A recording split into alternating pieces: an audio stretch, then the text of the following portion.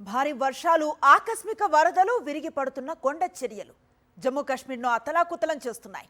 వరుసగా 3 రోజులుగా కురుస్తున్న వర్షాలకు జమ్మూ డివిజన్లో అనేక ప్రాంతాలు వరద గుప్పెట్లో చిక్కుకున్నాయి. వర్షాలు వరదలకు సంబంధించిన ఘటనల్లో మరణించిన వారి సంఖ్య 43కు పెరిగింది. జమ్మూ కాశ్మీర్ను భారీ వర్షాలు కుదిపేస్తున్నాయి. క్లౌడ్ బర్స్ట్లతో ఆకస్మిక వరదలు ముంచెత్తిన ఘటనల్లో ఇప్పటివరకు 43 మంది మృతి చెందినట్టు అధికారులు ప్రకటించారు. కత్రాలోని మాతా వైష్ణోదేవి ఆలయానికి వెళ్లే మార్గంలో కొండ చర్యలు విరిగిపడడంతో చనిపోయిన వారి సంఖ్య 34కు చేరింది. వర్షాలు వరదలకు ఇల్లు దుకాణాలు కొట్టుకుపోయి తీవ్ర నష్టం వాటిల్లింది.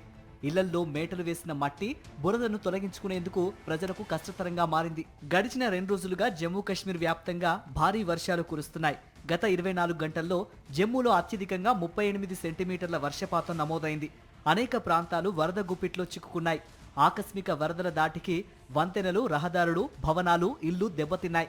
లోతట్టు ప్రాంతాల నుంచి 10,000 మందికి పైగా ప్రజలను అధికారులు సురక్షిత ప్రాంతాలకు తరలించారు.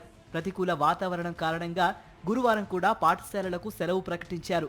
జమ్మూ కత్రా స్టేషన్ల మధ్య నడిచే 58 రైళ్లను రద్దు చేసినట్లు ఉత్తర రైల్వే తెలిపింది. కశ్మీర్ లోయలో అర్ధరాత్రి కురిసిన వర్షానికి జీలం నది ప్రమాదకర స్థాయిలో ప్రవహిస్తోంది.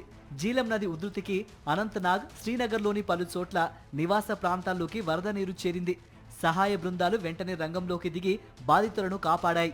చీనాబ్ నదిపై నిర్మించిన సలాల్ డ్యాం అన్ని గేట్లు తెరిచి నీటిని దిగువకు విడుదల చేశారు అధికారులు. అటు హిమాచల్ ప్రదేశ్లో కొండ చర్యలు విరిగిపడి ప్రధాన రహదారులపై వాహన రాకపోకలు నిలిచిపోయాయి.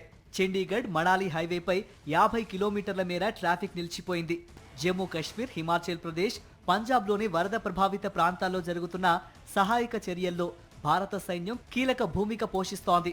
వరదల్లో చిక్కుకుపోయిన వారిని ఎయిర్ ఫోర్స్ హెలికాప్టర్లు రక్షించి సురక్షిత ప్రదేశాలకు తరలిస్తున్నాయి. అమృత్సర్లో సహాయక చర్యల కోసం స్పెషల్ మొబిలిటీ వెహికల్ SMVని ఉపయోగిస్తోంది ఇండియన్ ఆర్మీ. ఇది నేలపైన, నీటిలోనూ ప్రయాణించగలదు.